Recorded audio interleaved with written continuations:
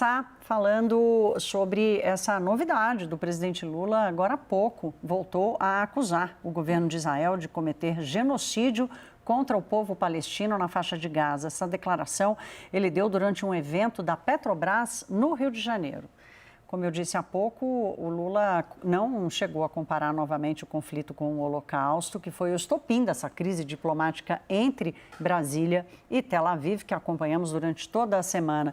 Vamos trazer a nossa repórter de Brasília, Carolina Rosito, que tem os detalhes. Oi, Carol, boa noite. Oi, Thaís, boa noite para você, boa noite a todos. Foi isso, o presidente Lula falou publicamente pela primeira vez sobre o assunto, desde a repercussão negativa que acabou resultando nessa crise diplomática entre Brasil e Israel. Dessa vez, Lula não citou o Holocausto, mas voltou a defender o seu próprio posicionamento de que o governo israelense está praticando um genocídio contra o povo da Palestina. Também falou ali, defendeu mais uma vez a criação do Estado palestino e pediu para não ser julgado pelas críticas do primeiro-ministro de Israel, Benjamin Netanyahu. Essa declaração foi dada agora há pouco, hoje à noite, durante um evento da Petrobras, no Rio de Janeiro, e vem justamente após aliados do presidente, ministros palacianos, defenderem, aconselharem o presidente nos bastidores a voltar a fazer uma declaração para tentar contextualizar o que ele quis dizer na semana passada. Até a CNN trouxe também durante essa semana que o próprio Itamaraty via com bons olhos essa estratégia como forma de baixar a pressão às críticas a Lula em relação às críticas internas e externas. A gente lembra que depois que o presidente Lula fez a comparação da ofensiva israelense com o Holocausto, imediatamente o governo israelense considerou Lula persona não grata, até que ele se retratasse. Também teve em resposta ao governo o Brasil convocando imediatamente o embaixador do Brasil em Israel e ainda essa escalada da tensão pelas redes sociais, o que foi classificado até pelo próprio governo brasileiro, pelo Itamaraty, desproporcional. Aqui dentro, Thaís, vamos lembrar, Lula também recebeu críticas diretas do Congresso Nacional, de deputados, senadores, inclusive do presidente do Congresso, Rodrigo Pacheco, pedindo uma retratação, um pedido de desculpas em relação a essa comparação com o Holocausto. Cresceu também, ganhou força essa semana, um pedido de impeachment contra o presidente Lula, claro, pelas suas falas, por crime de responsabilidade. Na prática, a gente sabe que esse pedido não deve ir adiante, mas foi uma resposta do Congresso em relação ao seu posicionamento. A gente separou o trecho da fala do presidente agora à noite, quando ele toca nesse assunto, comparando, falando mais uma vez na questão do genocídio em Israel, na Palestina. Vamos ouvir. Quero dizer para vocês que da mesma forma que eu disse quando estava preso, que não aceitava acordo para sair da cadeia, porque eu não trocava a minha dignidade pela minha liberdade. Eu quero dizer para vocês agora, eu não troco a minha dignidade pela falsidade.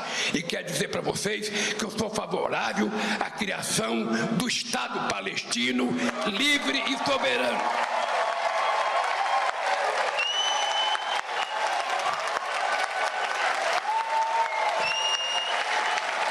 Que possa esse Estado palestino viver em harmonia com o Estado de Israel. E quero dizer mais, o que o governo de Israel está fazendo contra o povo palestino não é guerra, é genocídio, porque está matando mulheres e crianças.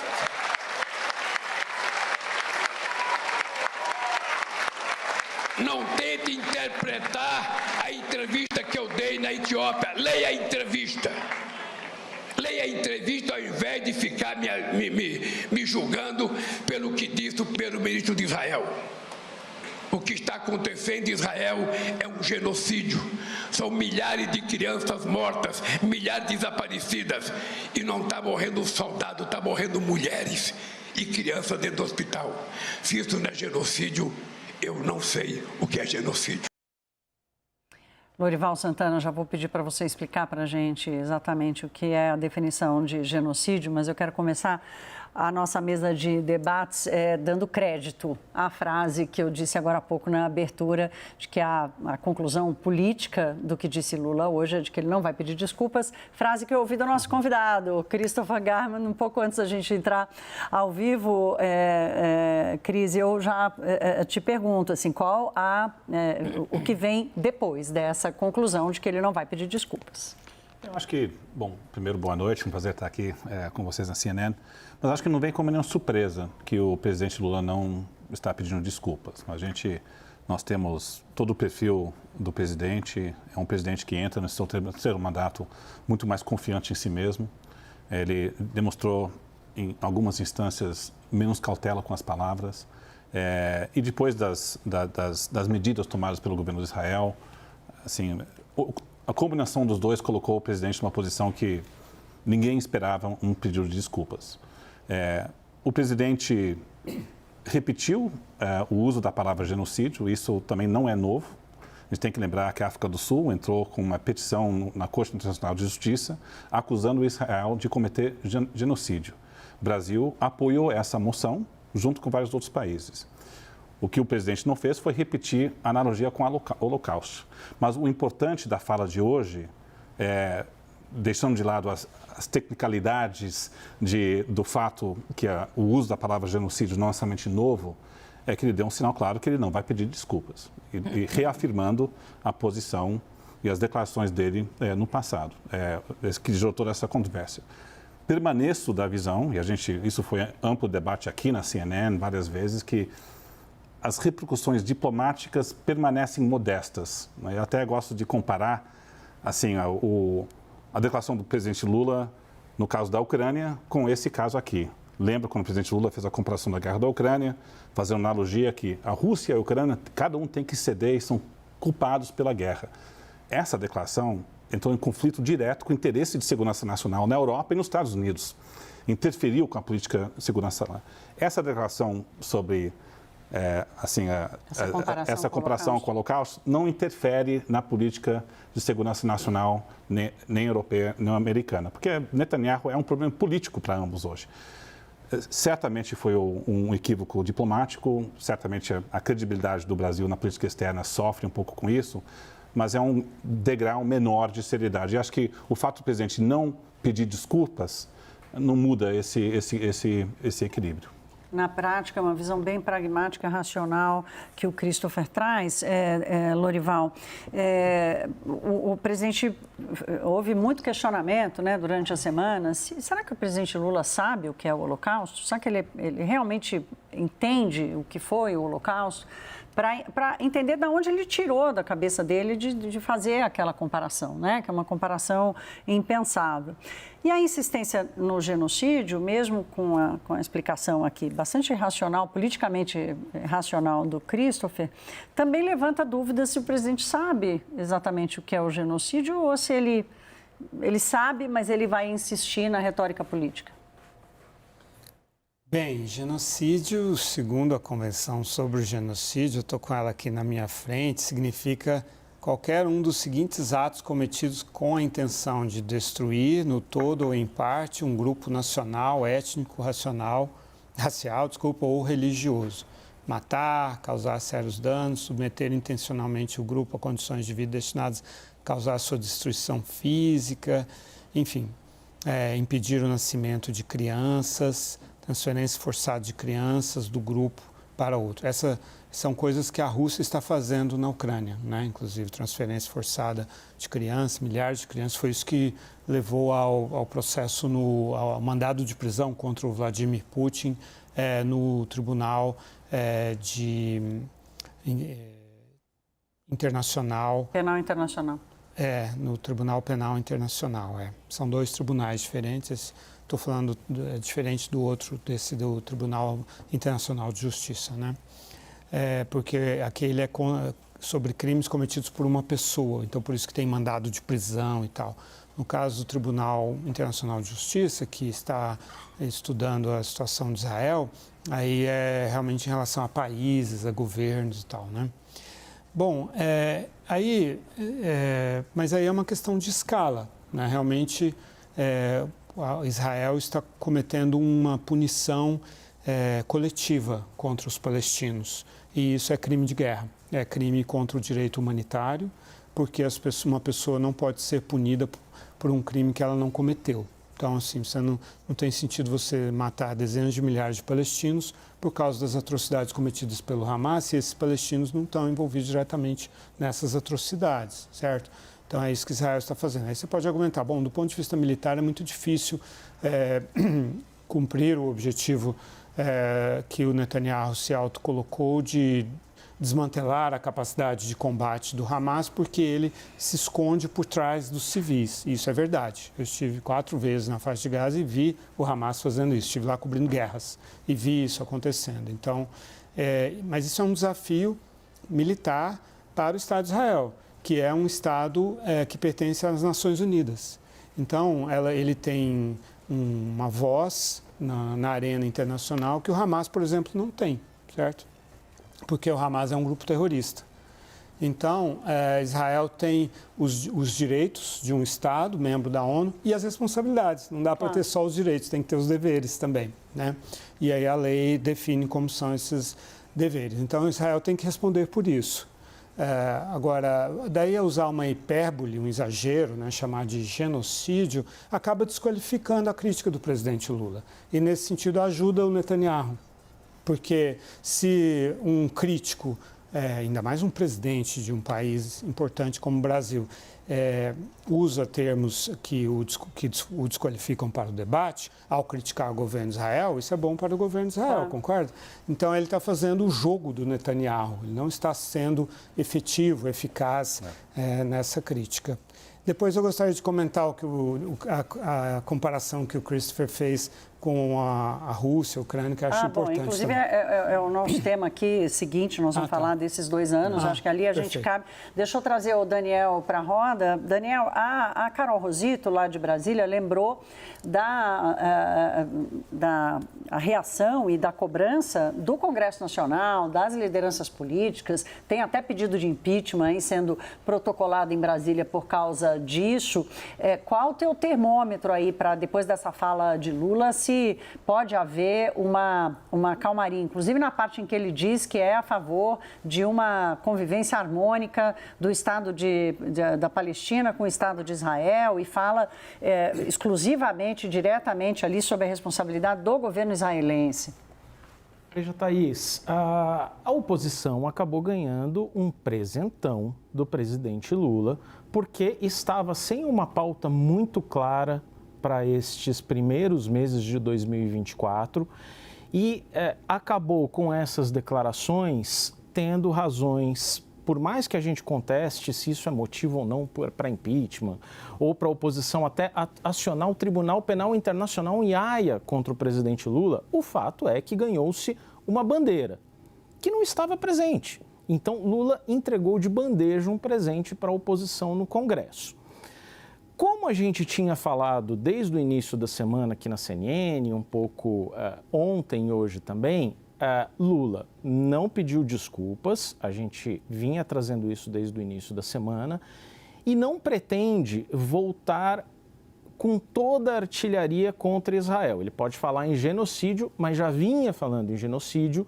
O que ele não pretende fazer é escalar ainda mais a briga, expulsando o embaixador de Israel, por exemplo, ou, digamos, voltando a frases polêmicas como a que faz referência a Hitler e, por consequência, ao Holocausto. Isso não está no radar. O governo brasileiro não quer e espera de Lula, embora Lula seja muito dado a improvisos, espera que Lula não escale mais essa briga. Falar de genocídio, ele já falava antes do fim de semana passado. Agora, acho que a gente precisa aqui fazer um saldo da semana, de que nós terminamos esta semana, sinceramente, muito piores como país, como cidadãos, do que começamos esta semana. No seguinte sentido, Thaís, dando até um depoimento muito pessoal, os meus avós escaparam por meses, por questões de meses, meus avós paternos escaparam do Holocausto e se instalaram no Brasil. Meu pai nasceu como produto dessa fuga do Holocausto. Eu não conheci meus avós paternos, mas eu cresci como já a segunda geração de imigrantes forçados ao Brasil, vendo na comunidade judaica gente com a marca de Auschwitz, por exemplo. Isso era uma lembrança muito comum e uma lembrança muito real. E aí eu percebo a nova geração, a juventude, que não teve o contato que eu tive, muito menos o trauma direto que os meus avós tiveram. Eu fico vendo essa nova geração achando que é normal um presidente da República comparar o que houve nos anos 40 na Europa com o que está acontecendo em qualquer outro momento histórico agora ou em qualquer outro lugar da história. Isso não é normal. Isso não é normal. Não é mesmo. O presidente anterior, no governo do presidente anterior, nós tivemos cosplay de Goebbels fazendo discurso na TV. Nós tivemos comparações absolutamente indevidas de medidas sanitárias com campos de concentração, e isso dói muito para quem é sobrevivente ou para os familiares dos sobreviventes. Sim. Agora, acho que pior ainda do que isso é o debate que se instaurou essa semana, porque abriu-se uma porta do inferno em que passou a ser normal ver textos na internet, como a gente cansou de ver ao longo desta semana, que o presidente estava dando uma oportunidade para que nós refletíssemos sobre o dilema do Holocausto. Não existe dilema para o Holocausto. Não existe. Não, você tem razão, Daniel. Foi ótimo você ter colocado aqui. Só vou fazer um adendo ao que você disse, que não são os jovens, não, meu caro. Muita gente que não viveu o Holocausto claramente, mas gente da minha geração, da geração do Lorival, aqui os 50 a mais, também endossando o que disse o presidente. Agora, Christopher, o Daniel deixa aqui ele fala assim, a gente terminou a semana muito ruim porque fomos obrigados a lidar com essa realidade, né, das pessoas tratando como uma normalidade o que disse o presidente. Do ponto de vista político, a semana do presidente terminou ontem no Alvorada com um happy hour, com as lideranças políticas, ou seja, é como se o presidente já tivesse um pouco selado um acordo, que pode ser frágil, mas um acordo de paz com a classe política em Brasília, deixando com o objetivo, inclusive, de deixar cada vez mais para trás a fala desastrosa do início da semana. Já ficou para trás, quer dizer, você tratou um pouco disso, assim, né, da gravidade, mas do ponto de vista político, Lula caminha agora sem precisar carregar o absurdo do início da semana? Eu acho que são esferas distintas de atuação e dinâmicas distintas. Então, se a gente fazer uma avaliação que terminamos uma semana pior do que começamos, sobre a postura do Brasil internacionalmente, e até perante a opinião pública domesticamente, essa afirmação é correta.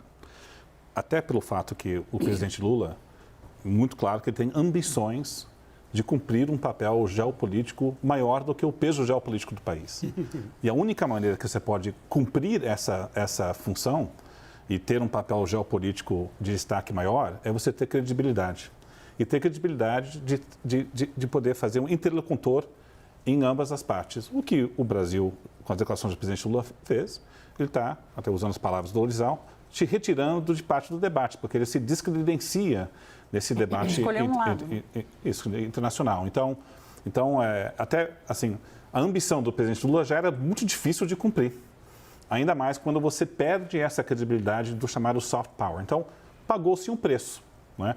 Não tem reiteração diplomática, não tem uma grande ordem, não é um custo diplomático de curto prazo, mas você perde essa credibilidade na esfera externa. Então, nesse sentido, terminamos a semana pior. Não é? Concordo com o Daniel, isso pode aglutinar, incentivar as redes, assim, a oposição, a mobilização nas ruas, sim. Mas quando a gente olha a dinâmica do Palácio Planalto com as lideranças no Congresso, aí é outro track. Eu acho que nós estamos, de fato, num ambiente...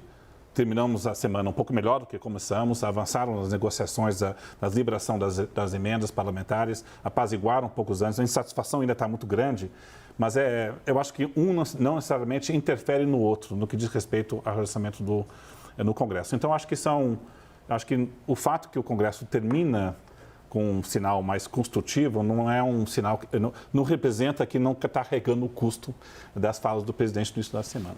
Lorival, a gente tem um minutinho, mas eu quero te ouvir sobre o tempo que você ainda enxerga para essa história continuar tendo peso político no Brasil. No Brasil? O presidente Lula, claramente, se é que há uma estratégia por trás disso, acho que a estratégia é de polarizar, né, assim, e de galvanizar o apoio da base da qual ele já dispõe. Né? De certa forma, ele está desistindo da base evangélica, que tem mais ligação com Israel. Né? Assim como no campo internacional, ele está desistindo da credibilidade, como disse o Christopher, como interlocutor do Ocidente, né? Assim, dos Estados Unidos, Europa. Dos emergentes também? Não, aí optando pelos emergentes, optando pelo sul global, porque na África, em parte da América Latina, essas declarações reverberam positivamente. Então, como você disse, ele escolheu um lado, ele ficou ali. É claro que nos grandes debates que interessam ao mundo sobre a Amazônia, a transição energética, mesmo o combate à pobreza, o Brasil ainda terá um papel. E por isso, e como o Brasil nesse sentido é maior do que o Lula, para usar a imagem naquilo que o Brasil é grande, ele é maior do que o Lula e vai adiante, no comércio também, né? Agora, naquilo que o Lula tenta ser maior que o Brasil, ele não vai atingir os objetivos dele, a não ser no sul global e na base interna dele. Ficou claro? Ficou super claro, ficou mais do que claro, Lorival, como sempre, né, meu caro? Vamos fazer